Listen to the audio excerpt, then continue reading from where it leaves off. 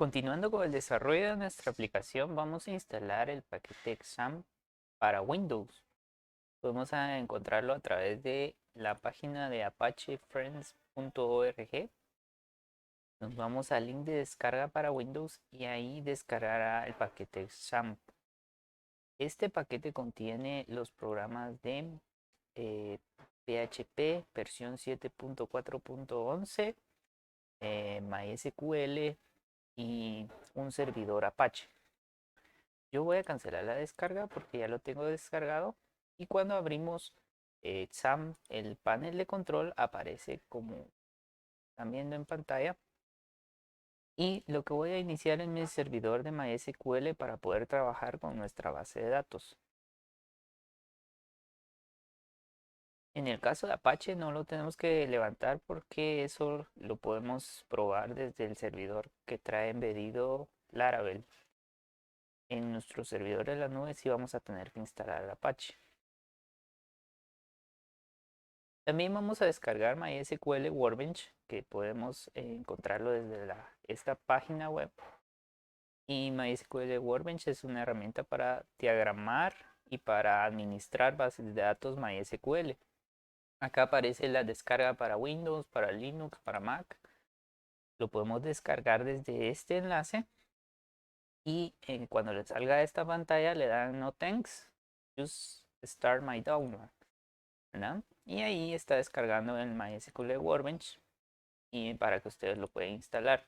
Esto requiere .NET Framework y también requiere Visual C++, no sé si la versión 2015 2019. Eso lo pueden instalar en Windows. Una vez instalado les va a aparecer esta ventana sin estas conexiones y lo que vamos a hacer es entrar acá a la parte de diagramas y vamos a crear un nuevo diagrama con el signo más. Acá vamos a crear nuestras tablas, ya sea en modo tabla o en modo diagrama. Primero vamos a cambiar el nombre de nuestra base de datos y le vamos a poner login. Ahí ya cambiamos el nombre de nuestra base de datos. Como ven, se llama login. Y le voy a dar en este botón que dice Add Diagram. Entonces ya tenemos acá nuestra área para poder crear las tablas de la base de datos. Nuestra base de datos solo va a requerir algunas tablas.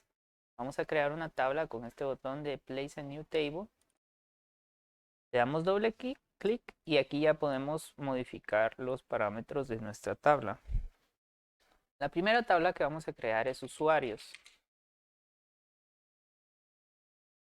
Por defecto le vamos a crear un ID de tipo entero.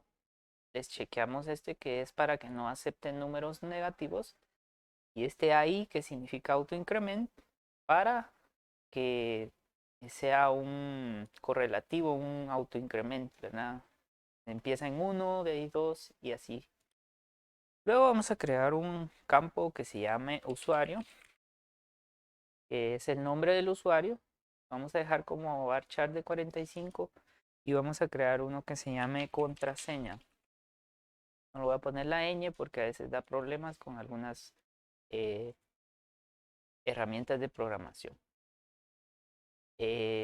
Acá le vamos a poner un varchar un poquito más grande de 75 porque nuestra contraseña la vamos a guardar encriptada. Y vamos a poner un email. También le vamos a poner un varchar un poquito más grande. En el caso del usuario le vamos a dar que no sea nulo, igual la contraseña, igual el email. Y necesitamos que el nombre del usuario sea único, así como el email único. Es un index que no permite repetidos. Bueno, y continuamos con otra tabla. Vamos a dar clic aquí en Place New Table y luego le damos clic acá para crear una nueva tabla. Le damos doble clic y aquí vamos a ingresar nuestros tokens. Tokens. Vamos a poner a nuestra tabla. Luego vamos a crear un ID, igual que sea sin signo autoincrementable Y el primer campo va a ser el token.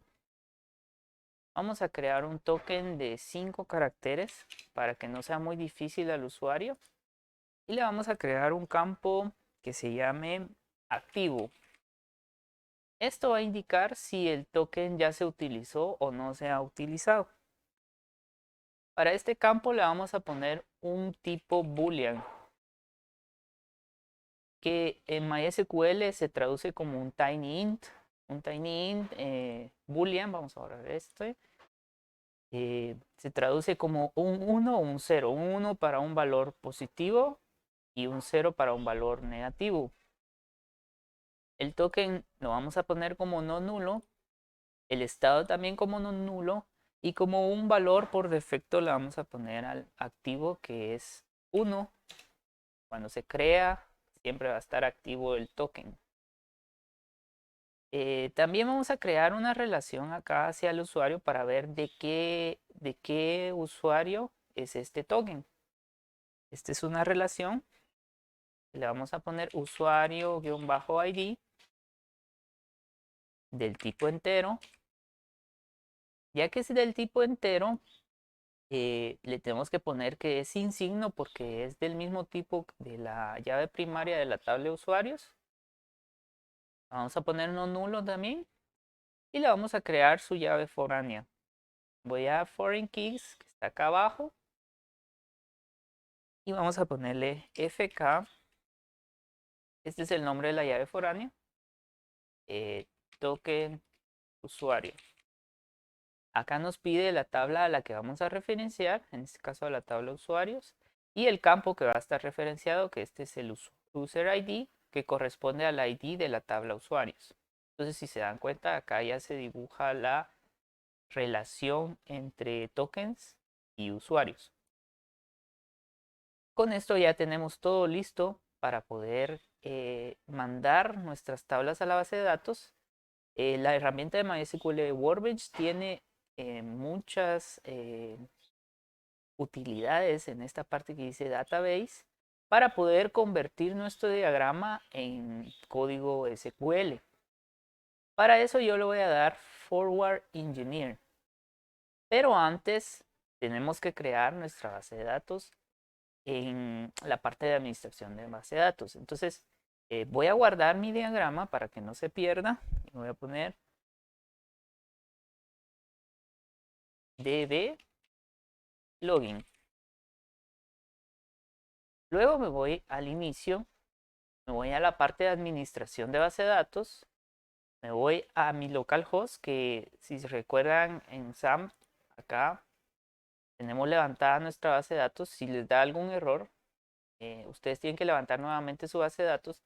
Por defecto creo que el usuario es root y la contraseña es en blanco. De la parte de instalación es SAMP. Aquí me tira un warning por la diferencia de versiones, pero le voy a dar continue, que no va a afectar. Luego acá tenemos nuestro Query Designer, pero yo lo que quiero es agregar una base de datos.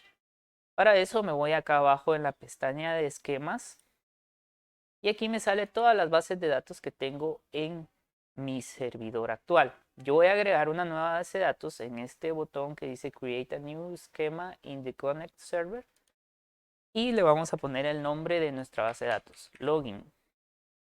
Le damos acá en el botón Apply, Finish. Y ya tenemos nuestra base de datos login sin ninguna tabla. ¿Sí? Sin ninguna tabla. Entonces, ya una vez creada nuestra base de datos, ya me puedo ir nuevamente a mi diagrama y voy a Database, Forward Engineer. Vemos que nuestra conexión es la de localhost. Esta la trae por defecto, pero ustedes la pueden configurar. Si tienen duda cómo configurarla, me lo cuentan.